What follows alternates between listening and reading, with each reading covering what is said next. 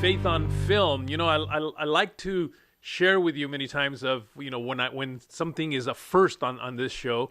And I'm telling you, today is definitely a first because I have for the first time a child prodigy. That's right, a child prodigy. It's very exciting to me. Anyway, let me give him a proper introduction here. Cole Marquez has an unprecedented 17-year career, which is amazing because he's only 21. As the first call professional drummer since the age of 4 and has toured internationally. He co-stars in the hit feature film I Can Only Imagine, playing the drummer Robbie of Mercy Me. He also co-starred on Disney's Lab Rats and is working on his upcoming album and launching his new series on the Drum Channel. Since the surprising success of I Can Only Imagine, Cole has been on promotional tours, performing, preaching, and sharing his testimony at churches all over the country. Cole, welcome to Faith on Film, man. I'm telling you, I am very excited about today's show because it's always great to see a young person really so on fire for God, man. So now, I said you were a child prodigy.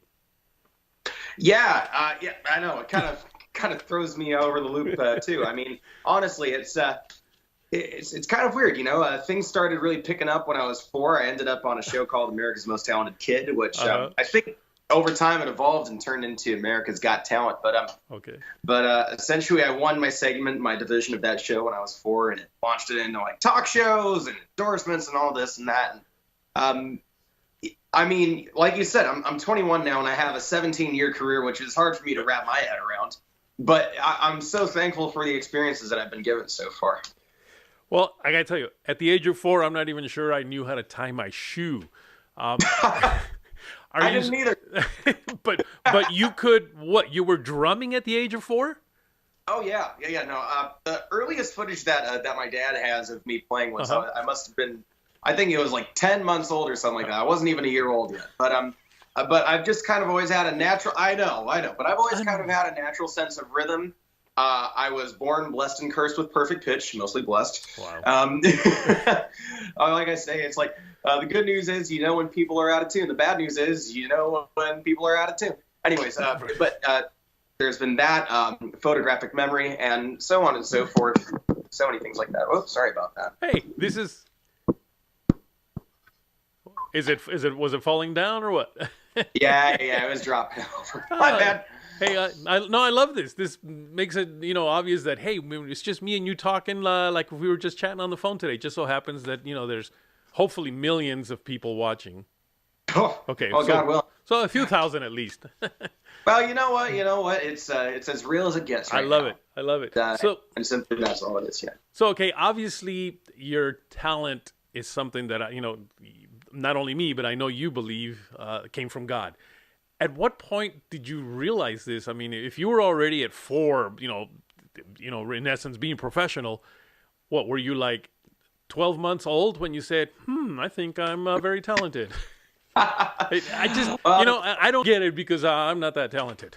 Oh, no, I don't get it either. Trust me. But no, I think I was raised in a Christian family home. I'd say it was probably when I'd say maybe when I turned like 8 or 9 that I kind of like really embraced the idea of like God's involved in this. I got baptized when I was 14, and it's just one of those things. When you're so innocent as a young toddler, as a child growing up, and that when things start to slip in here and there. I mean, unfortunately, I know so many scenarios where there were people who were child either actors or performers on some level, and the industry just absolutely tore them up.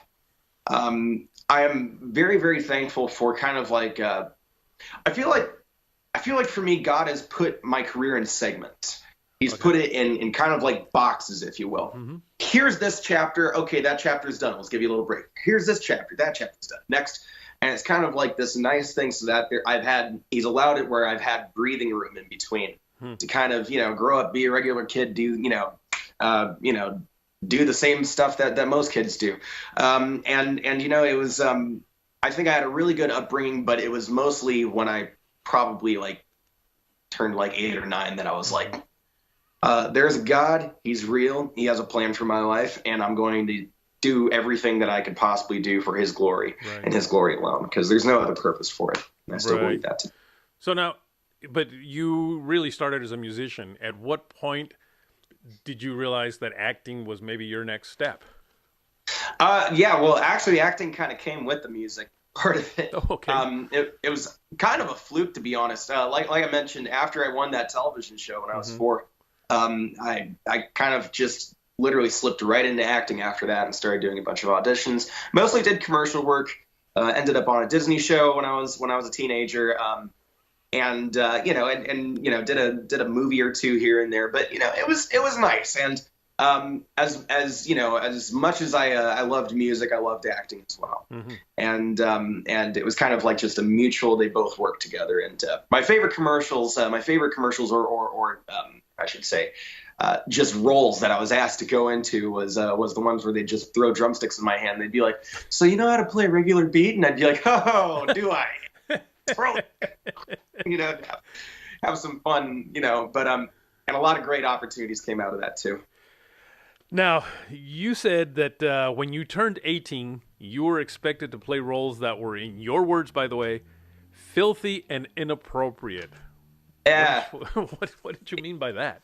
well, I mean, without getting too graphic, you know, unfortunately, you know, from going and being a child actor, you know, and doing like, oh, these cute little roles where, you know, you play a sarcastic, snarky 12-year-old on some show to, you know, like spilling some milk in some commercial somewhere. So, you know, like whatever the case is, to suddenly being roles where you're doing substances, things are kind of, they can sometimes, you know, just be graphic to put it in very light terms. It could be graphic.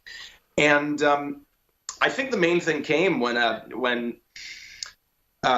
was 18. I got literally offered a role for a certain film, and you know, I'm not going to use any names, but I got offered a role for a certain film, and my acting agent, you know, was like, hey, they're gonna give you this. You just got to show up, and things are going to be great. I'm like, cool. Send me the script. I looked at the script, and it was not good. And I looked at it, and I got back to I'm sorry, it was my manager. I got back to my manager. I was like, I can't do this. She's like, this is as clean as it gets. You don't understand. Things are different. You're 18. You got to compromise. And I literally said, I go, you know what? If that's what compromising is, I don't want any part of it. It's not acting. Because 10 years from now, my kids are most likely going to see that, and they're going to say, wow, Dad was like that, you know, or, you know, maybe more than 10 years. I don't know. But, you know, I'm a youth leader. The kids that go to my youth group, they're going to go and watch that movie. And they're going to be like, well, if Cole can do that, I mean, and then I'm going to have a whole other problem on my hands. And bottom line is, where is God in all of that? Wow. And it was literally the second that I turned down that role, I got offered the role for I Can Only Imagine, which was literally the next day. That is awesome. I'll tell you what, we're going to take a quick break right now. Then when we come back, let's talk about that a little bit, okay, about how you got that role and really how God, you know, when we do the right thing, let's say, that, you know, he's got our back and he'll take good care of us. So don't go away. We'll be right back.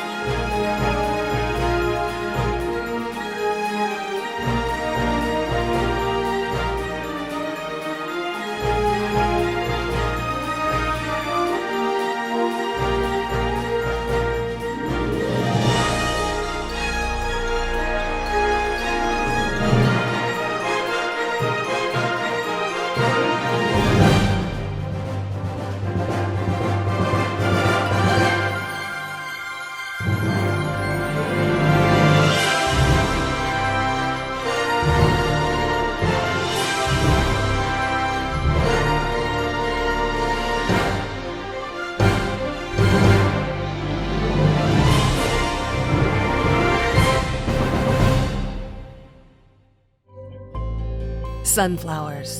To pollinate and reproduce, they turn and face the sun.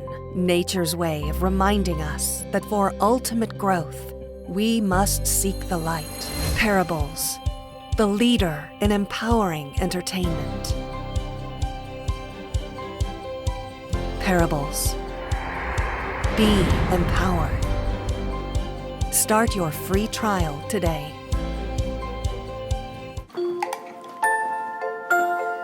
I wonder if penguins have knees. I wonder how many colors we can't see. I wonder why there's so many stars in the universe. I wonder if we ever looked like apes. You want to find out?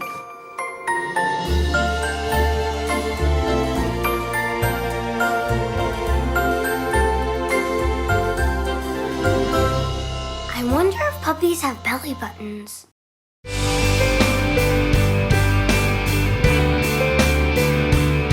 Welcome back to Faith on Film. We're sitting here chatting today with Cole Marcus, prodigy, drummer, actor, and preacher. But we'll talk about that in a little bit. But we were talking in that first segment about how you turned down this really great opportunity because of what was, the inappropriateness for you. But yet God opened up a different door. Tell us about that one. He absolutely did.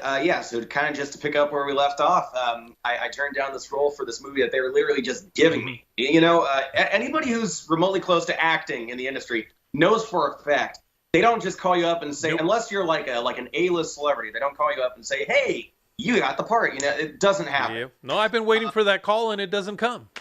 Exactly. And so for me, obviously looking at it from a worldly standpoint, me saying, nah, I'm good is a completely selfish and self-righteous thing to do.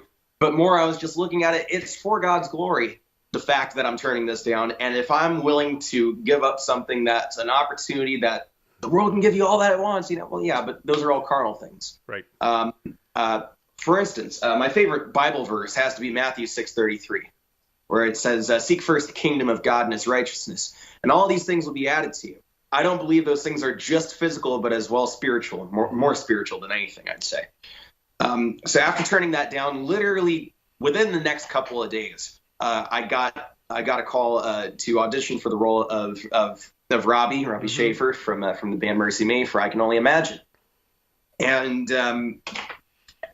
I got to film it with my acting coach John Kirby, which was absolutely wonderful. He's one of my favorite people. And just the comfort of kind of like feeling like, all right, you know what?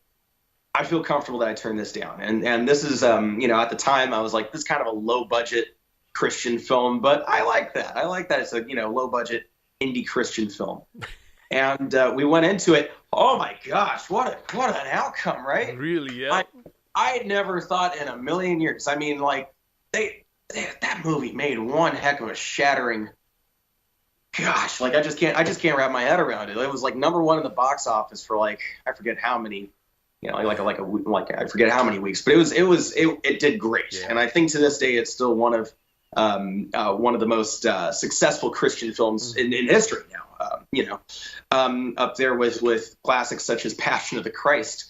And just to say that I was a part of that, oh come on, And the best part was, you get to play drums in it. Oh, that chills down my spine when they told me that. They're like, I looked at the description. My manager calls me back. She's like, well, Cole, this description calls for a kind-hearted, homeschooled Christian 18-year-old drummer. If you don't get this, I quit. And I was like, sounds good.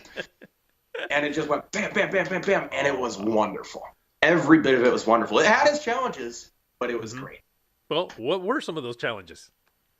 I'd say it was more mental challenges than anything. For me, I believe I was kind of in a mentally dark space, which, mind you, it happens to the best of us. Uh-huh.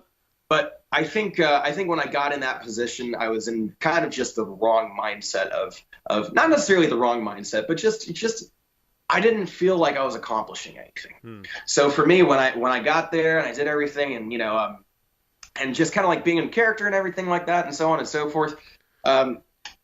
I just felt kind of like lifeless afterwards. And I was like, you know what? This is something that I wanted to do my entire life, and I finally did it, and that's the end of it. But then it goes back to the Bible verse I mentioned. What happened to seeking God first? Yes. What happened to waking up in the morning and forcing yourself to read the Bible and actually getting invested into it so that you can go on and have a nice and joyful day and show the love of God to those who are around you? So it took a lot of implementing after that. I ended up in the hospital with pneumonia and sepsis from stress after filming the movie, and just just how things went from all the way up here to all the way down here. Like it was bad. And that was just the reset that I needed. It's like every setback is a setup for a comeback. It's one of the best things I've heard growing up so far. And for me, being in a hospital bed and saying, all right, God, well, you know what? We just filmed a movie. Bring the right people around me. Inspire me to read your word again.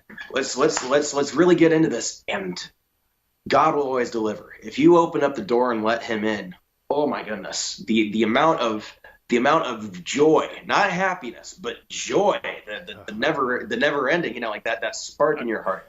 He will give you that naturally through the Holy Spirit.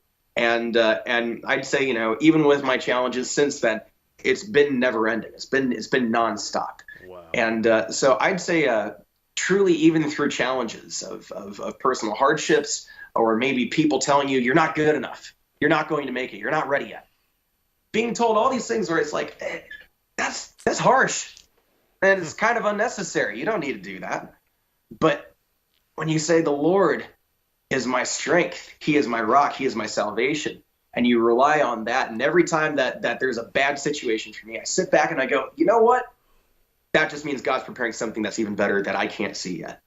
Wow. And it's the best mindset that I've found so far. Are you sure you're 21? Because you speak like if you're a well-seasoned preacher. In fact, I've had a 17-year career, so maybe that has something to do with it. Yeah. You know what? We're going to take another break, and when we come back, I want to talk about what is next for Cole. And I don't know. It sounds to me like maybe preaching is definitely will play a major part in your life. So, folks, don't go away. We're going to be right back in just another minute.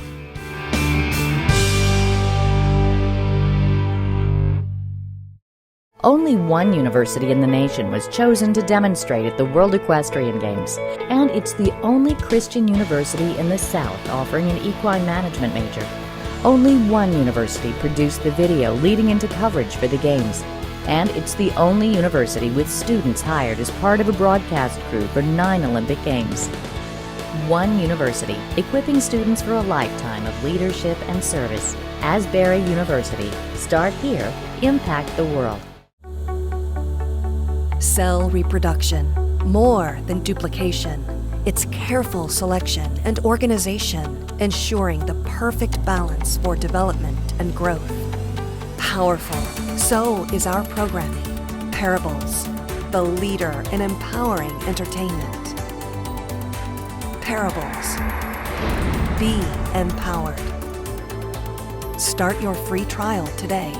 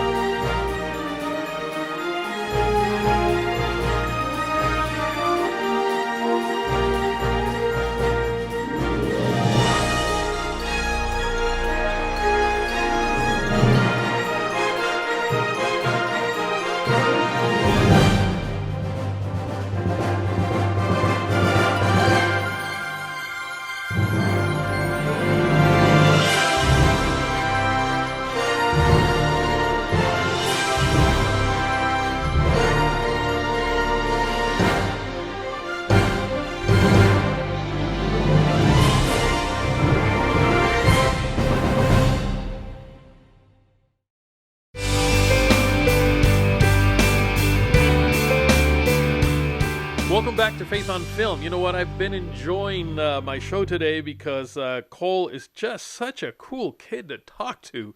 My goodness. Cole. Yeah. So I know, I mean, you're a drummer, you're an actor. I don't even know what other things you do there, but there seems to be a lot of preacher in you. Yes, sir. Do you think that could be something else that you might end up doing? Well, you know, it's interesting because I have been going across the country and preaching at multiple different churches as a guest, kind of like this really cool thing where it's like, hey, here's one of the actors from I Can Only Imagine, and I get to speak to the youth of the church and everything. It's absolutely wonderful. You know, it's funny how many pastors have told me, maybe you should go to seminary. And it's like, you know what? I feel like in the platform that God's given me so far, I write music. writing music is a beautiful gift that I am thankful for. God gave it to me, and I find it very, very easy for me to write music. I've never had an issue with it, and I feel like the two of them will go joint hand in hand together. And honestly, I'm not opposed to anything right now. The way that I look at it is God has lined up a variety of things so far in my life. He's opened doors for certain things, and the way I look at it, I have to be open to whatever those doors are, because at the end of it all, it's not my decision. I'm simply just another human being trying to follow the perfect will of God, and it just so happens He's given me a couple of things that I can use to hopefully impact the lives of others. For me, I don't want anybody to see anything except the love of God shining through me, nothing else, because I'm just as much flesh as the next person. But hopefully through the music that I'm writing, one day it'll impact the lives of many, and I'm sure through hopefully maybe even more films to come. Yeah. And the way that I look at it, it's all in God's hands, and I'm not here to kind of like Matthew 6:34, where it says, "Don't worry about tomorrow. Tomorrow has its own things. Sufficient for its day or its own problems." And it's kind of the same thing for me. I try to live my life one day at a time. So I have my goals, I have my ambitions, I have the wonderful things I'm looking forward to. But at the end of it all, it's all God's choices. Wow. Well, I got to tell you, if you're watching this program today, I really think these programs will be on YouTube. So I really think you need to get your young people, whether it be your sons, your grandsons, your nephews, whomever, to watch this program, because this is a great example for our youth today. You're an amazing example, my friend. And I feel so blessed and honored to have met you. I hope to one day meet you in person. I don't think I've ever met you, but I really look forward to that. And now, if people do want to get a hold of you, whether it be to follow what you're doing, or maybe even to invite you to their church, where would they reach you at? ColeMarcus.com is the best way to get a hold of me. It kind of just branches off to everything. That's the best way to contact me as far as business goes. Cole Marcus 1 is my fan page on Facebook. Cole Marcus 633 on Instagram. And I'm pretty sure I've got a Twitter one too. Oh well, but yeah, if you go to ColeMarcus.com, it'll open up the branches to all of those too. Well, that'll be fantastic. Hey, if you are watching and you are a pastor of a church or a youth director or something, just reach out to him. I think he would be a great person to have in your church to speak to your youth. Heck, to speak to your entire church, actually. Cole, it was wonderful having you again. I'm just so thrilled. This has been a great show, I think. I've really enjoyed speaking with you and just all the things that you have to share. So I really thank you for taking the time to be with us today, man. Oh, of course. Thank you, Isaac. I really appreciate it. Just glad to be on. Great. Folks, don't go away. We'll be right back.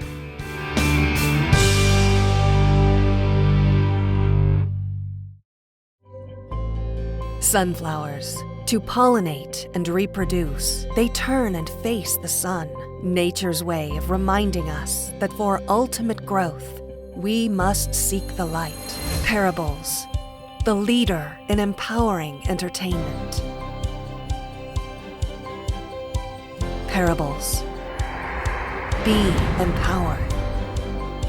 Start your free trial today.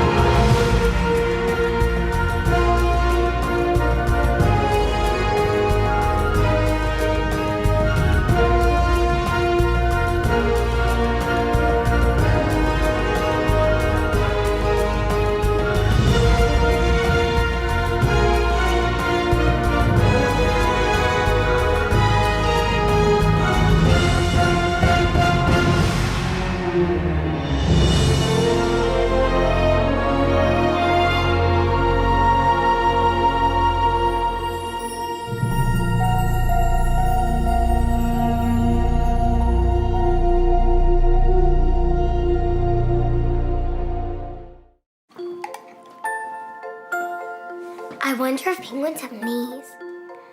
I wonder how many colors we can't see. Wonder why there's so many stars in the universe. I wonder if we ever looked like apes. You want to find out?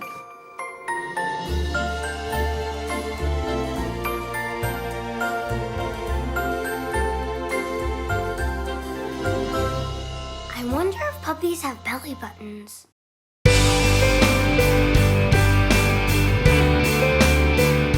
Welcome back to Faith on Film. I want to thank you for tuning in to today's program. Hope you enjoyed my interview with Cole as much as I did.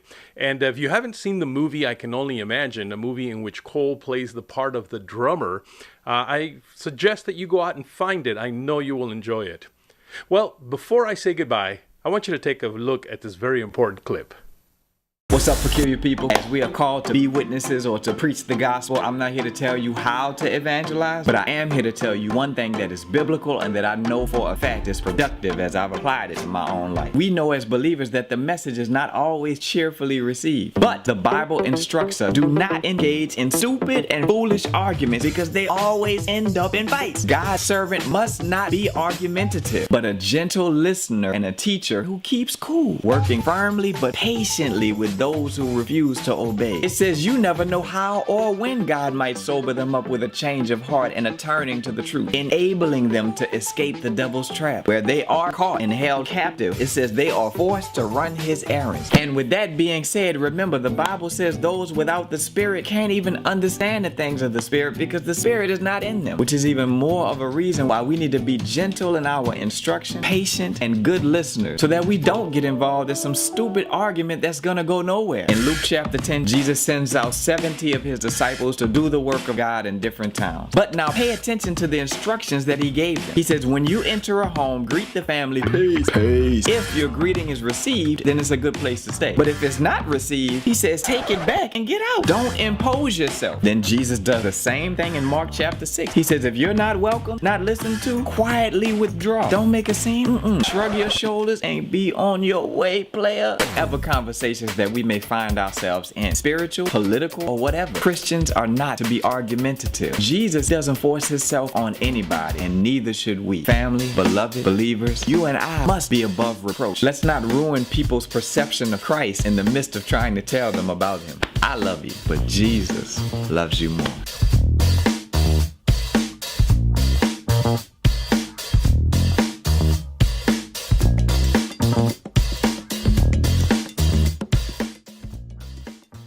The reason I wanted to show you that clip is because over the next several months, I'm going to be bringing you more of those great clips from my friend Stephen Lewis. Clips that are not only funny, but they do teach a great lesson. Also want to remind you to write me at faithonfilmtv@gmail.com. That's faithonfilmtv@gmail.com. And don't forget, you can also follow me on Facebook, Instagram, and Twitter at faithonfilmtv. That's at faithonfilmtv. Well, until next time, take care.